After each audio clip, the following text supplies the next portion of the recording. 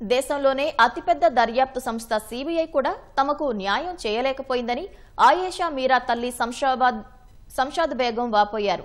సత్యంబాబుపై అభియోగాలు మోపుతూ సిబిఐ వేసిన పిటిషన్పై అభిప్రాయం చెప్పాలని కోర్టు ఇచ్చిన నోటీసులను తిరస్కరించినట్లు తెలిపారు. 18 ఏళ్లుగా న్యాయం కోసం పోరాడుతున్న విచారణలో తీవ్ర జాప్యం జరుగుతోందన్నారు.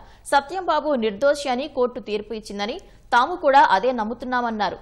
ఇప్పుడు మళ్లీ సత్యంబాబుపై కేసు పెట్టి మమ్మల్ని అభిప్రాయం అడగటమేంటని ప్రశ్నించారు.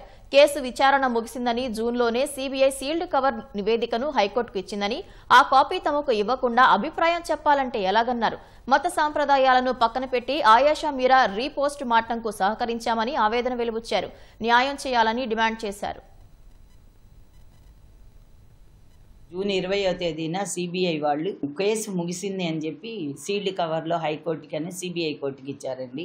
అయితే ముగిసిన తర్వాత 3 months అయిపోయింది. ముగిసి కూడా 3 months తర్వాత ఒక నోటీస్ పంపించి ఆ నోటీస్లో ఫలానా వ్యక్తి ఉన్నారు, ఆ సెక్షన్స్ ప్రకారంగా మేము పెడుతున్నాము, మీకేమైనా అభ్యంతరం ఉంటే తెలియజేయండి అన్నారు. మాకు అసలు మొదటి నుంచి అభ్యంతరం ఉంటూనే ఉంది. అయినా ఆ సీల్డ్ కవర్లు యాక్చువల్గా లా ప్రకారంగా హైకోర్టుకి సిబిఐ కోర్టుకి ఇచ్చిన తర్వాత యాజ్ ఎ పేరెంట్స్గా బాధితులుగా మాకొక కవర్ ఇవ్వాలి. మరి మాకేం ఇవ్వకుండా 3 months తర్వాత ఫలానా వ్యక్తిని పెడుతున్నా, మీకు అభ్యంతరం ఉందా అని అడుగుతారు. అసలు దానికి అర్థమేముందా అండి?